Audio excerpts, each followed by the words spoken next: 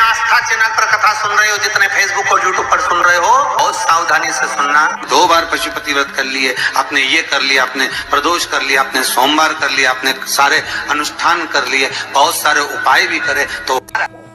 श्री शिवाय नमस्ते दोस्तों, हर हर महादेव। दोस्तों आज का विषय है कि अगर आपकी किस्मत साथ न दे रही हो, बहुत बुरा वक्त चल रहा हो, आप किसी भी कार्य में हाथ डालते हो और वो कार्य सफल ही ना होता हो, कोई सा भी कार्य सही, कैसा भी कार्य सही, व्यापार है, बिजनेस है या कोई भी अन्य कार्य है, उसमें सफलता ही नहीं मिल रही हो, किस्मत है जो कि साथ दे ही नहीं रही है, कोई भी कार्य कर ले वहीं से सब निराशा आपको भुगतनी पड़ती है, या आपको सफलता मिल ही नहीं रही है, या कोई भी आपकी ऐसी विशेष मनोकामना है जो काफी समय से आप प्रयास कर रहे हैं वो पूरी नहीं हो रही है, तो आपको सिर्फ और सिर्फ एक उपाय करना है। बहुत अच्छा सा और अचूक उपाय बताया है पूज्य गुरुदेव ने। दोस्तों वैसे तो इसकी कुछ तिथियां बताई गई हैं, लेकिन अगर आप बहुत ज्यादा संकट है तो आप ये उपाय किसी भी दिन कर सकते हैं। दोस्तों बहुत अच्छा और अचूक उपाय है, इसकी तिथियां मैं दोस्तों आगे बताऊंगी वीडियो में। चलिए जानते हैं इस उपाय को किस प्रकार से करना है, कैसे करना है और इसमें क्या क्या चीज चाहिए। दोस्तों सबसे पहले आपको तांबे का कलश लेना है, उसमें जल भरना है आपको अपने परिंदे से, अपने रसोई घर से, जिससे आप जल पीते हैं अपने परिंदे से, वहां से। इससे वास्तु दोष खत्म होता है, पितृदोष समाप्त होता है, साथ ही साथ दोस्तों काल सर्प दोष भी इससे समाप्त होता है। दोस्तों पूज्य गुरुदेव कहते हैं जब हम अपने परिंदे से घर में से होकर के जल को लेकर के जाते हैं तो ये पितृ दोष, काल सर्प दोष और वास्तु दोष अपने साथ ले जाकर के शिवलिंग पर समर्पित कर देते हैं। तो दोस्तों ये जल हमेशा अपने घर से भरना चाहिए और इसी के साथ ही साथ चाहिए हमें 5 सफेद पुष्प। देखिए दोस्तों मेरे पास सदाबहार के पुष्प हैं छोटे छोटे, आप कोई भी से भी 5 सफेद पुष्प ले लीजिए। इस प्रकार से आपको 5 सफेद पुष्प, लेकिन दोस्तों एक बात का विशेष ध्यान रखना, केतकी के पुष्प आपको नहीं लेने हैं। भूल कर भी केतकी के पुष्प, वो भी सफेद होते हैं, उनको नहीं लेना है, क्योंकि भोलेनाथ का केतकी के पुष्प को श्राप लगा था। तो अगर आप केतकी के पुष्प भोलेनाथ पर समर्पित करते हैं तो 1000 गौ हत्या का पाप लगेगा। तो दोस्तों उसको नहीं लेना है।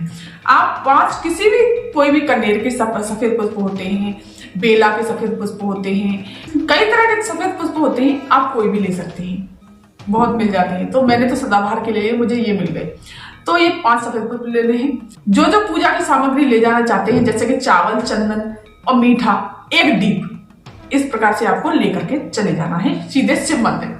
शिव मंदिर पहुंच करके आपको क्या करना है, चलिए जानते हैं दोस्तों। जो लोटा जल भर के लेकर के गए हैं, शिव मंदिर पहुंचना है। जैसे ही आप मंदिर में आते हैं तो वहां चौखट पड़ती है शिव जी की, तो वहां चौखट पर इसको जल को वहीं पर रख देना है।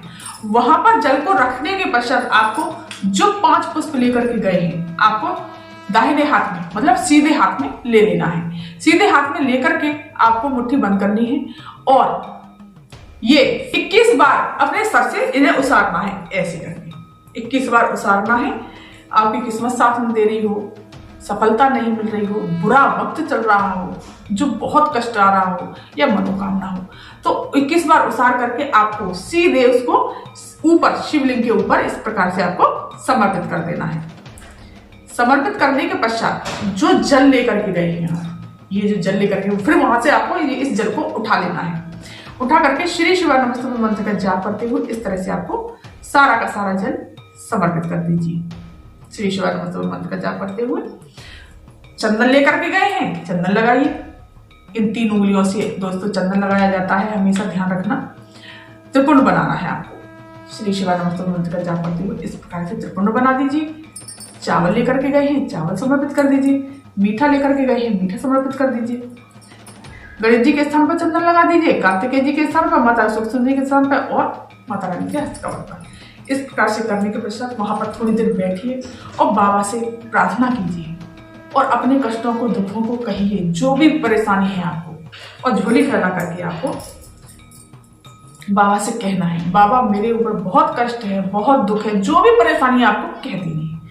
और अपनी तरफ झोली गिराते हुए आपको दीप लेकर के गए हैं, आरती कर दीजिए और प्रणाम करके सीधे अपने घर चले आइए। और जहाँ यहाँ से जो जल बहकर जा रहा है, यहाँ से जो जल ले लेना है और अपने नैनों से, कंठ से लगाकर सीधे अपने घर चले आइए।